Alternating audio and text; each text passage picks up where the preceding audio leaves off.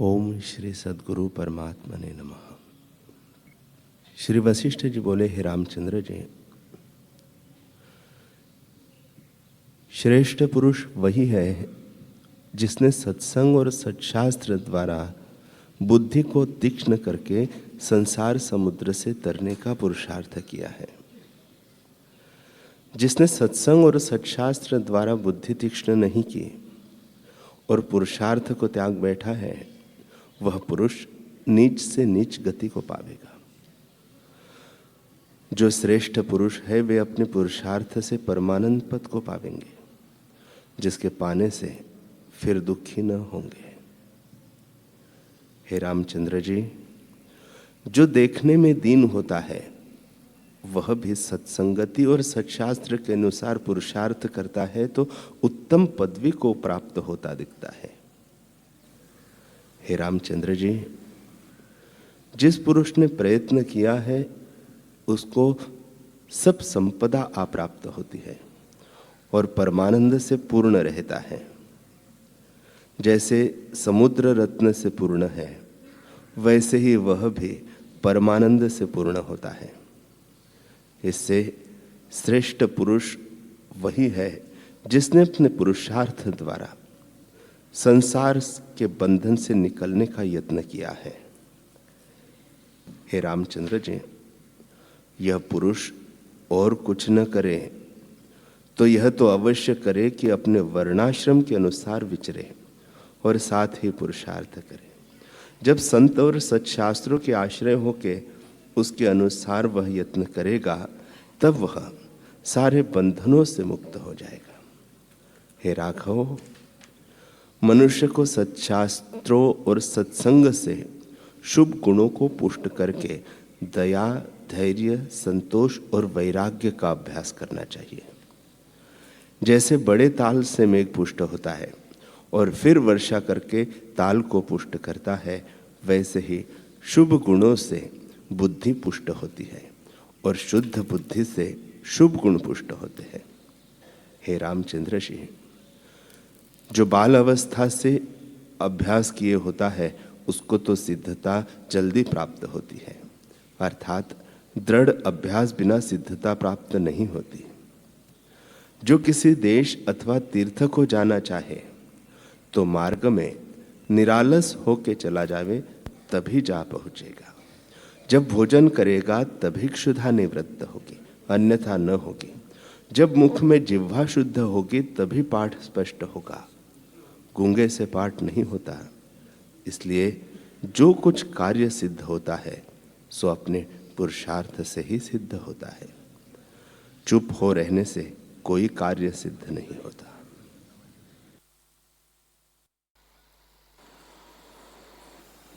श्री योग वशिष्ठ महारामायण उत्पत्ति प्रकरण सर्ग 55। राक्षसी बोली, हे राजन, तुमने मेरे प्रश्नों का उत्तर दिया तो मेरे पूजने योग्य हो, और जो मेरे अर्थ होगा सो करूंगी। जो मेरा अर्थ होगा सो करूंगी, तुम पूर्ण करना। और जो तुमने मेरे प्रश्नों का उत्तर न दिया तो मैं तुम्हारा भोजन करूंगी। श्री वशिष्ठ जी बोले, हे रामचंद्र जी, जब इस प्रकार राक्षसी ने कहा तब राजा बोला कि तू प्रश्न कर, हम तुमको उत्तर देंगे। तब राक्षसी ने कहा, हे राजन, वह एक कौन अणु है जिससे अनेक प्रकार हुए हैं और एक के अनेक नाम हैं, वह कौन अणु है जिसमें अनेक ब्रह्मांड होते हैं और लीन हो जाते हैं। जैसे समुद्र में अनेक बुदबुदे उपज कर लीन होते हैं, वह कौन आकाश है जो पोल से रहित है, और कौन अणु है जो न किंचित है न अकिंचित है। वह कौन अणु है जिसमें तेरा और मेरा अहम फुरता है, और वह कौन है जो अहम तुम एक में जानता है। वह कौन है जो चला जाता है और कदाचित नहीं चलता, और वह कौन है जो तिष्ठित भी है और अतिष्ठित भी है? वह कौन है जो पाषाणवत है और वह कौन है जिसने आकाश में चित्र किए हैं? वह कौन अग्नि है जो दाहक शक्ति से रहित है और अग्नि रूप है? और वह अग्नि कौन है जिससे अग्नि उपजती है?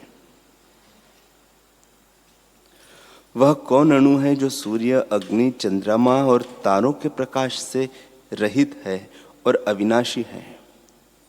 और वह कौन है जो नेत्रों से देखा नहीं जाता और सब प्रकाशों को उत्पन्न करता है? वह कौन ज्योति है जो फूल, फल और बेल को प्रकाशती है और जन्मांध को भी प्रकाशती है? वह कौन अणु है जो आकाश आदि भूतों को उपजाता है? और वह कौन अणु है जो स्वाभाविक प्रकाशमान है? वह भंडार कौन है जिससे ब्रह्मांड रूपी रत्न उपजे हैं? वह कौन अणु है जिसमें प्रकाश और तम इकट्ठे रहते हैं? वह कौन अणु है जो दूर है परंतु दूर नहीं? और वह कौन अणु है जो जिसमें सुमेरु आदि पर्वत भी समाये रहे हैं? वह कौन अणु है जिसमें निमेष में कल्प और कल्प में निमेष है? और वह कौन है जो प्रत्यक्ष और असद रूप है? वह कौन है जो सत और अप्रत्यक्ष रूप है? वह कौन चेतन है जो अचेतन है? और वह कौन वायु है जो अवायु रूप है? वह कौन है जो अशब्द रूप है? और वह कौन है जो सर्व और निष्किंचित है? वह कौन अणु है जिसमें अहम नहीं है? वह कौन है जिसको अनेक जन्मों के यत्न से पाते हैं और पाके कहता है कि कुछ नहीं पाया और सब कुछ पाया? वह कौन अणु है जिसमें सुमेरु आदि तीनों भुवन तृण समान हैं? और वह कौन अणु है जो अनेक योजनों को पूर्ण करता है?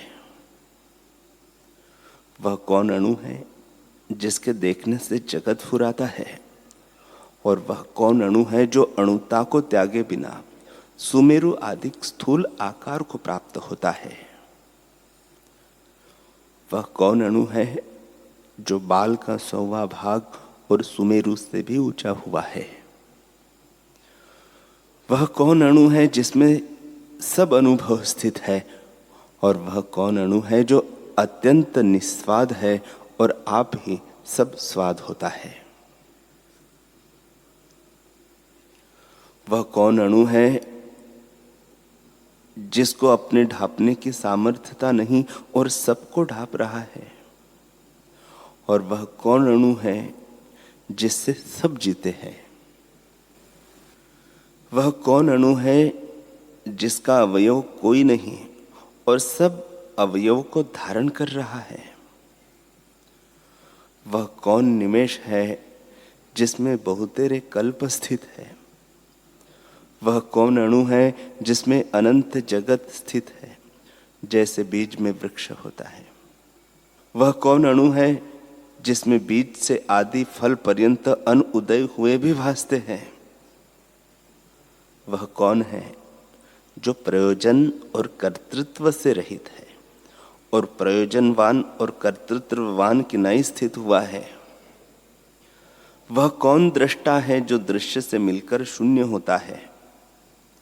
और वह कौन है जो दृश्य के नष्ट हुए भी आपको अखंड देखता है?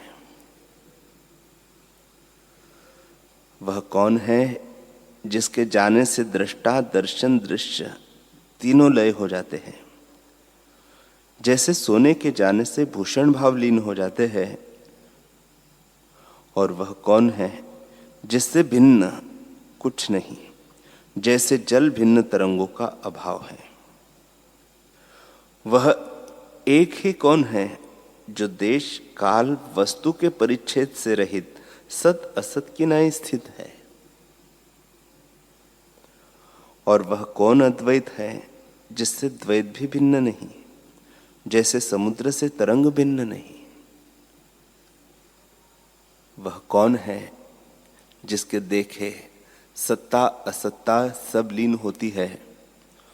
और वह कौन है जिसमें भ्रम रूपी अनंत जगत स्थित है, जैसे बीज में वृक्ष होता है। वह कौन है जो सबके भीतर है, जैसे वृक्ष में बीज होते हैं। और वह कौन है जो सत्ता असत्ता रूपी आप ही हुआ है, जैसे बीज वृक्ष रूप है और वृक्ष ही बीज रूप है। वह अणु कौन है जिसमें तादभे सुमेरु की नाई स्थूल है और जिसके भीतर कोटि ब्रह्मांड है। हे राजन, उस अणु को देखा हो तो कहो। यही मुझको संशय है, इसको तुम अपने मुख से दूर करो। जिससे संशय निवृत्त न हो उसको पंडित न कहना चाहिए। जो ज्ञानवान है उनको इन प्रश्नों का उत्तर कहना सुगम है। इन संशयों को वह शीघ्र ही निवृत्त कर देते हैं। जो अज्ञानी है उनको उत्तर देना कठिन है। हे राजन, जो तुमने मेरे प्रश्नों का उत्तर दिया तो तुम मेरे पूजने योग्य हो, और जो मूर्खता से प्रश्नों का उत्तर न दोगे और प्रश्नों के विपर्य जानोगे तो तुम दोनों को भोजन कर जाओगे और फिर तुम्हारी सब प्रजा को ग्रास कर लूंगी। क्योंकि मूर्ख पापियों का मरना श्रेष्ठ है कि आगे को पाप करने से छूटेंगे।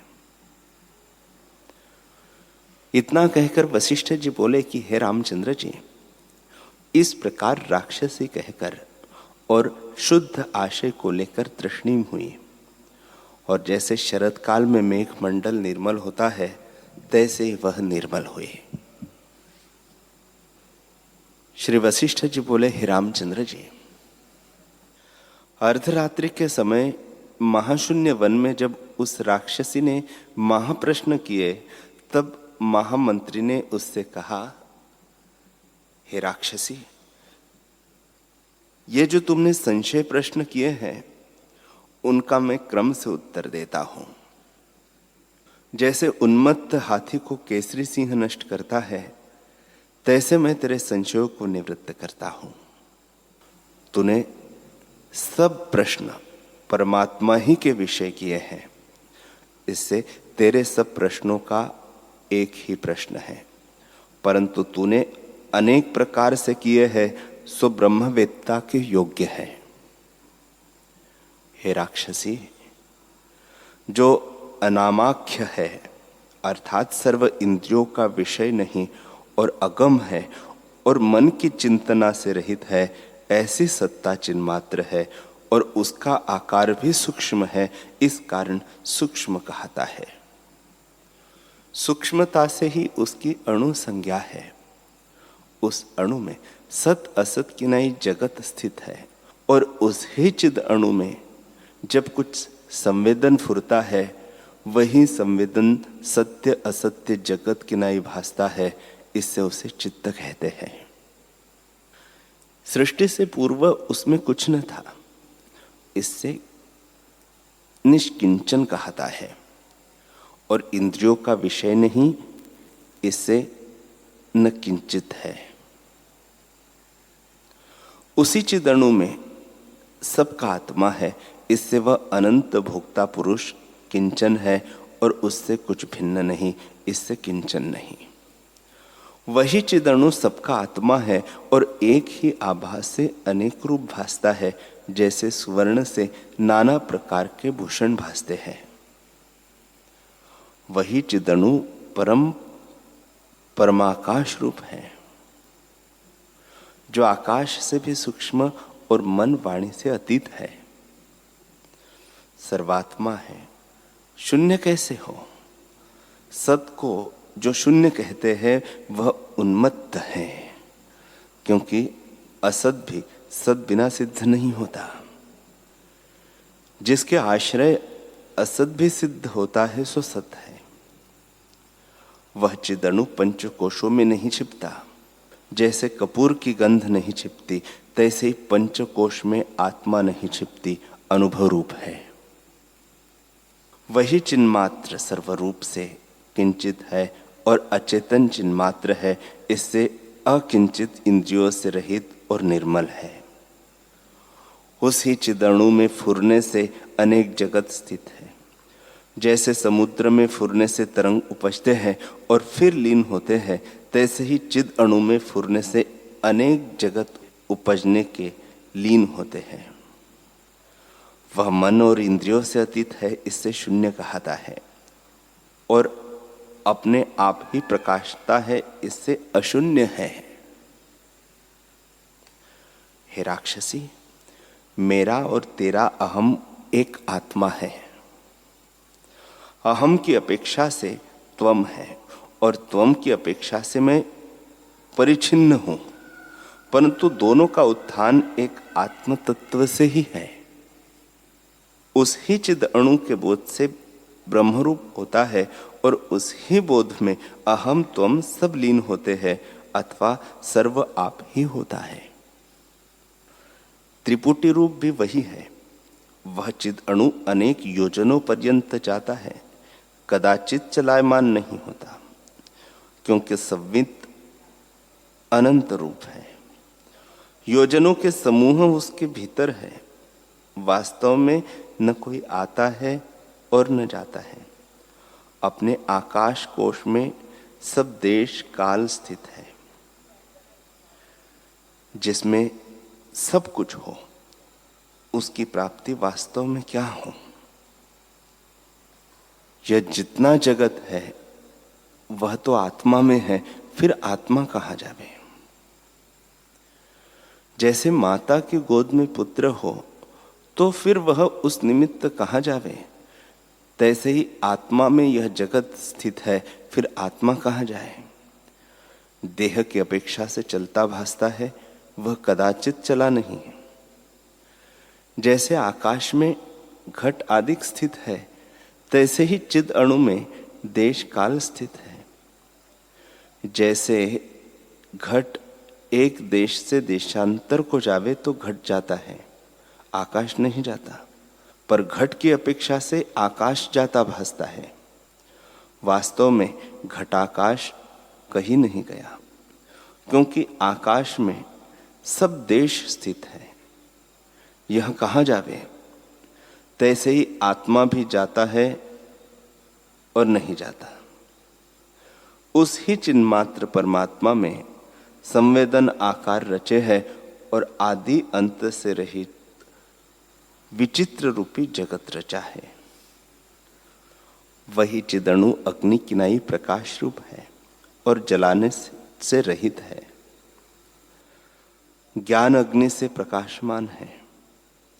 अग्नि भी उससे उपजती है और सर्वगत वही है।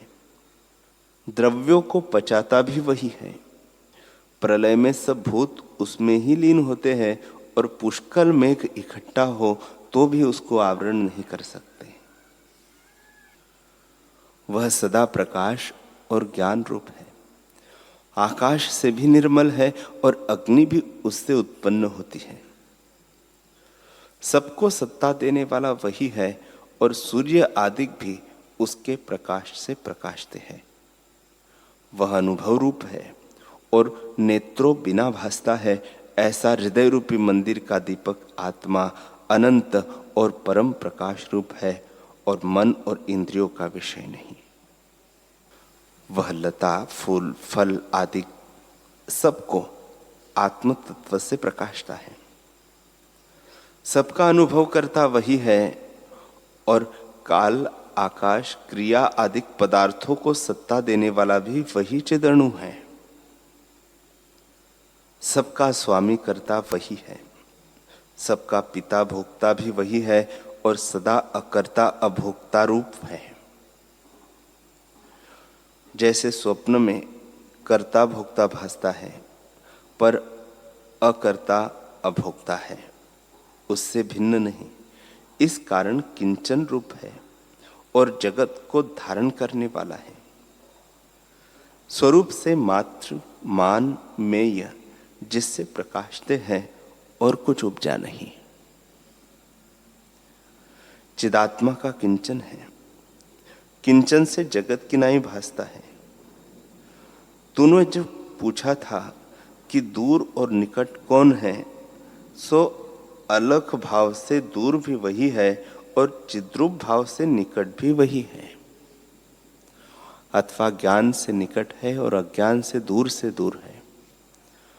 अज्ञान से तप रूप है और ज्ञान से प्रकाश रूप भी वही है। और वही चिदणु में संवेदन से सुमेरु आदि स्थित है। हे राक्षसी, जो कुछ जगत भासता है वह सब संवेदन रूप है। सुमेरु आदि पदार्थ कुछ उपजे नहीं, चित सत्ता ज्यों की त्यों स्थित है। उसमें जैसा संवेदन फुरता है तैसा आकार होकर भासता है।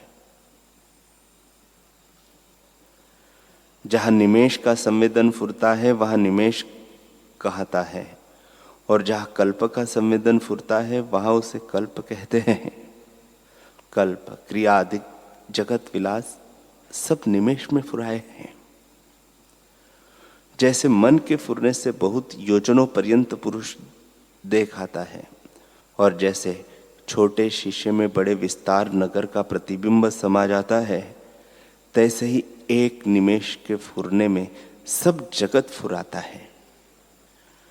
एक निमेष में कल्प, समुद्र, पूर इत्यादि अनंत योजनों का विस्तार चिद अणु में स्थित है और एक दो के भ्रम से रहित है।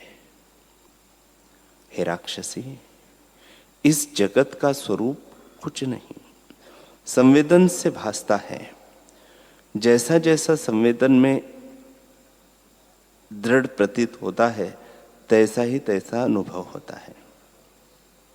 देख, क्षण के स्वप्न में सत असत जगत फुराता है और बहुत काल का अनुभव होता है। जो दुखी होते हैं उनको थोड़े काल में बहुत काल भासता है और सुखी जनों को बहुत काल में थोड़ा काल भासता है। जैसे हरिश्चंद्र को एक रात्रि में 12 वर्ष का अनुभव हुआ था। इसे जितना जितना संवेदन दृढ़ होता है उतने देश काल हो भासते हैं, और सत भी असत की नहीं भासता है। जैसे सुवर्ण में भूषण बुद्धि होती है तो भूषण भासते हैं, और समुद्र में तरंगों की दृढ़ता से तरंग भिन्न भासते हैं, तैसे ही निमेष में कल्प भासते हैं, पर वास्तव में न निमेष है न कल्प है, न दूर है न निकट है। चिद अणु आत्मा का सब आभास है। हे राक्षसी, प्रकाश और तम, दूर और निकट सब चेतन संपुट में रत्नों की नाई है और वास्तव में अनन्य रूप है। भेदाभेद कुछ नहीं। हे राक्षसी, जब तक दृश्य का सद्भाव दृढ़ होता है तब तक दृष्टा नहीं भासता। जैसे जब तक भूषण बुद्धि होती है तब तक सुवर्ण नहीं भासता, और जब सुवर्ण को जाना तब भूषण बुद्धि नहीं रहती, सुवर्ण ही भासता है। तैसे ही जब तक दृश्य का स्पंद भाव होता है तब तक दृष्टा नहीं भासता, और जब आत्मज्ञान होता है तब केवल ब्रह्म सत्ता ही निर्मल हो सद्रूप से सर्वत्र भासती है। दुर्लक्षता अर्थात मन और इंद्रियों के अविषय से असतरूप कहते हैं। चैत्यता से उसको चेतन कहते हैं और चैत्य के अभाव से अचेतन रूप कहते हैं। अर्थात चैत्य के अभाव से अचैत्य चिन्मात्र कहते हैं। चेतन चमत्कार से जगत की नहीं हो भासता है। हे राक्षसी, और जगत उससे कोई नहीं है। जैसे वायु का गोला वृक्षाकार हो भासता है और सघन धूप से मृग तृष्णा की नदी भासती है, तैसे ही एक अद्वैत चेतन घन चैतन्यता से जगत की नाई होकर भासता है।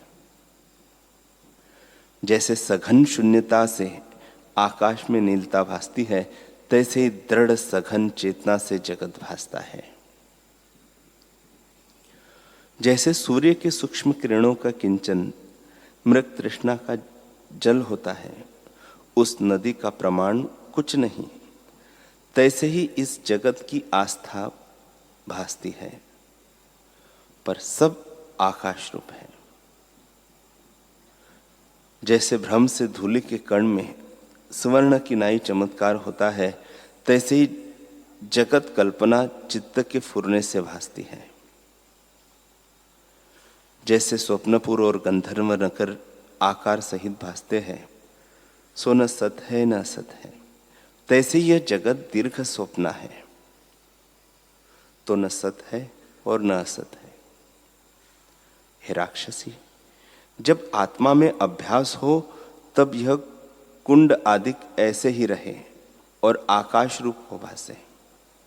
कुंड आदिक भी आकाश रूप है। आकाश और कुंडों आदिकों में कुछ भेद नहीं, मूर्ता से भेद भासता है। ज्ञानी को सब चिदाकाश रूप भासता है। हे राक्षसी, ब्रह्मा से तृण पर्यंत के संवेदन में जैसी कल्पना दृढ़ हो रही है, तैसे ही भासती है, और वास्तव में वही चिदाकाश प्रकाश है और प्रकाशता भी वही है। घन चेतनता से वही चिदाकाश आकारों की नहीं प्रकाशता है और उसी का यह प्रकाश है। जैसे बीज और वृक्ष अनन्य रूप है, तैसे ही असंख्य रूप जगत जो ब्रह्म सत्ता में स्थित है, वह अनन्य रूप है। जैसे बीज में वृक्ष का भाव स्थित है, सो आकाश रूप है, तैसे ही ब्रह्म में जगत स्थित है, सो अक्षोभ रूप है। अन्य भाव को नहीं प्राप्त हुआ। ब्रह्म सत्ता सब ओर से शांत रूप, अज, एक और आदि मध्य अंत से रहित है। उसमें एक और द्वैत की कल्पना नहीं, वह अनुदय ही उदय हुआ है और निर्मल प्रकाश आत्मा है। श्री वशिष्ठ जी बोले, हे रामचंद्र जी, मंत्री ने तो यह परम पावन परमार्थ के वचन कहे और फिर कमल नयन राजा ने भी कहे।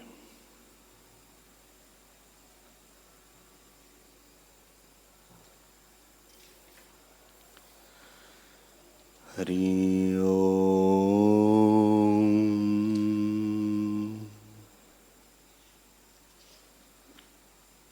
हरि